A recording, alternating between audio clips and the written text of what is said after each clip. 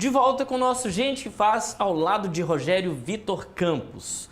Amigo, companheiro de muitas caminhadas, Sim. empreendedor e uma veia inquieta por soluções. Sim. Não é? E como um bom valadarense, teve o seu tempo nos Estados Unidos. Sim. Como é que foi esse tempo lá?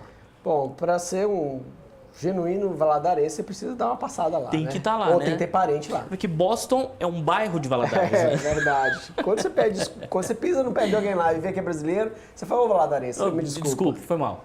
Mas é uma experiência que nós tivemos no auge que as pessoas estavam indo. Meu pai, na época, ele tinha uma serraria e a gente viu uma estabilidade do meu irmão lá nos Estados Unidos. Então, nós queríamos ir lá para cooperar, só que aí acabamos passando 3 anos. 3 anos. 3 anos. Que cidade eu lá? fiquei de 10 anos aos 13 anos em várias cidades. Aham.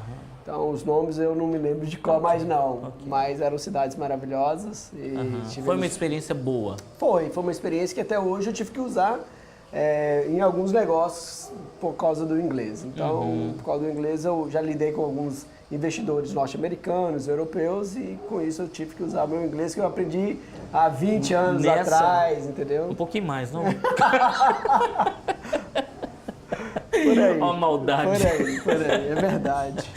Dessa experiência, aí você retorna no Brasil ainda muito jovem, Sim, 13 anos. né? E depois tem toda a sua formação. Você estudou onde aqui em Valadares? Eu estudei na escola estadual, né?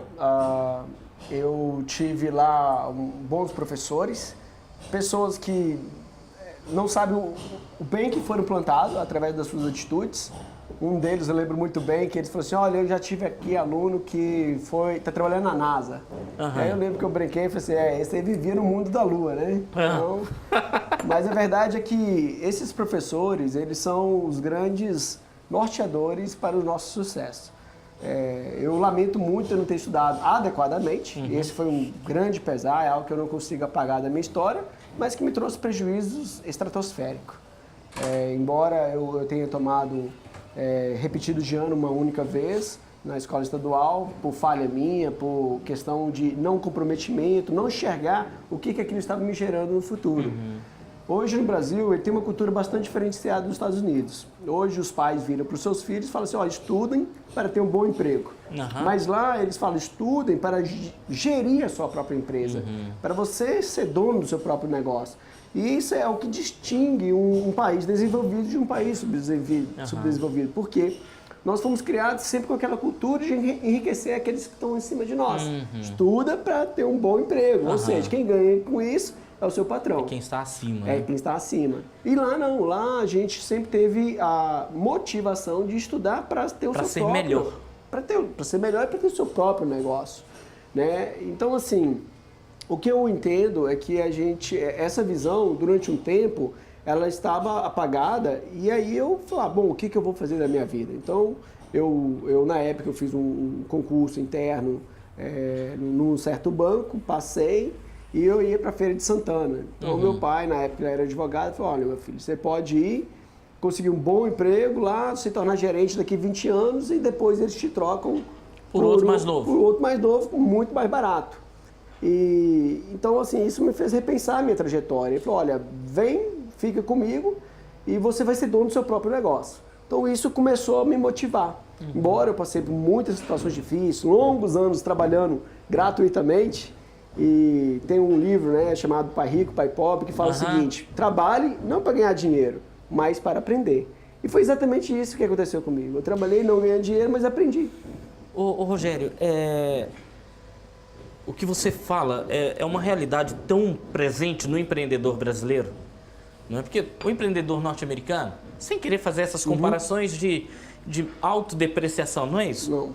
Mas o empreendedor norte-americano, ele cresce com a visão, eu quero fazer meu primeiro $1 milhão.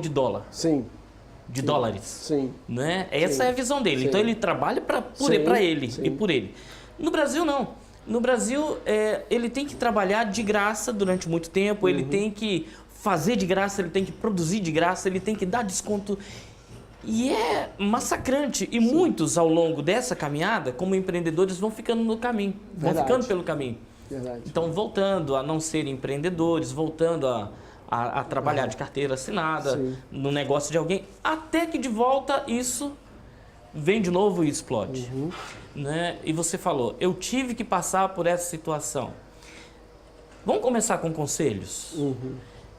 O empreendedor hoje que está passando por essa situação de ter que trabalhar de graça, de ter que passar por essas experiências, qual é o primeiro conselho que você dá para essa turma? Persistência. A persistência. Porque todos os grandes empresários passaram por situações difíceis. E no momento mais difícil é que você gera soluções para a sua empresa.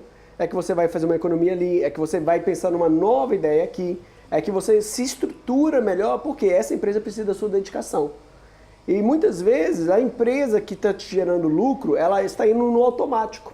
E quando ela se depara com alguns intempéries, com algumas trepidações, você não tem controle dela mais, porque você deixou ela no automático. E aí você volta ao teu desgaste, dormir com ela, acordar com ela, jantar com ela, almoçar com ela, até que a solução chega.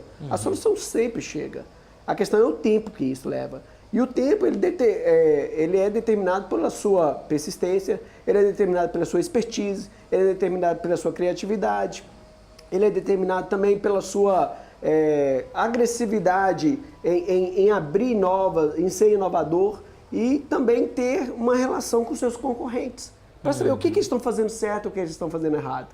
Então, assim, o empreendedor ele tem que ser uma máquina pensante diariamente. Ele sempre tem que falar assim, aonde eu posso atingir o meu objetivo com mais celeridade e com mais robustez. Porque o que acontece? O trabalho que você tem para gerar um negócio é o mesmo trabalho que você tem para gerar o negócio.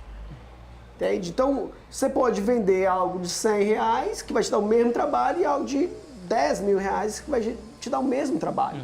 E muitas vezes a gente não para pensar nisso. Então, no momento de crise, é o momento que você vai ter que focar, você tem que parar, tem que sacrificar. Uma das primeiras perguntas que me foi feita quando eu fui fazer um determinado curso é que ele falou o seguinte, você está disposto a sacrificar a sua família, sua esposa, seus filhos pela sua empresa? E eu disse sim, eu estou disposto. E eu sei que isso fere o conceito e a cultura brasileira. Isso fere drasticamente. Eu sou um homem familiar, sou um homem espiritual, né? Pelo menos almejo e tento ser, mas eu creio que eu tenho esse alicerce na minha casa. Contudo, para ter isso, tem que haver sacrifícios. Nenhum dos apóstolos se tornaram apóstolos sem sacrifício. E nenhuma empresa surge, pelo menos não é regra, mas sim exceção, mas nenhuma empresa surge forte, sólida, sem sangue, sem suor, sem choro. Entende? Então, eu acredito que se houver esse foco, essa dedicação, as empresas conseguem achar suas soluções e assim crescer. E aí sim, o sacrifício que você fez em 6 meses, em 1 ano, em 2 anos, ele te gera toda uma estabilidade. Você vai colhendo depois. Que você vê futura.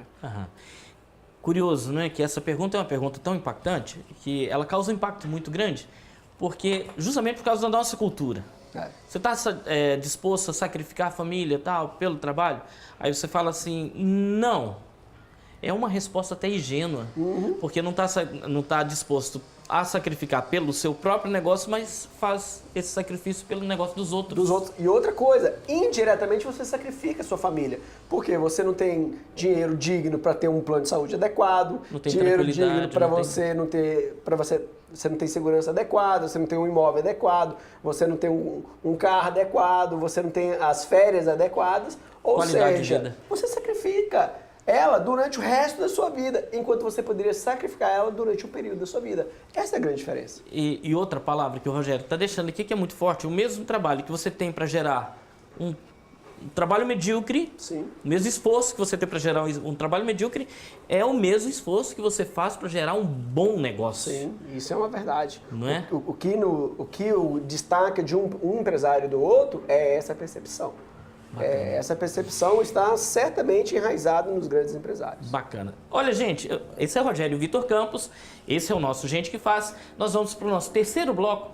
E no terceiro bloco a gente vai falar sobre o obsoleto, a inovação que torna as outras coisas e tecnologias obsoletas. E aí a gente entra no empreendimento que pode salvar o planeta.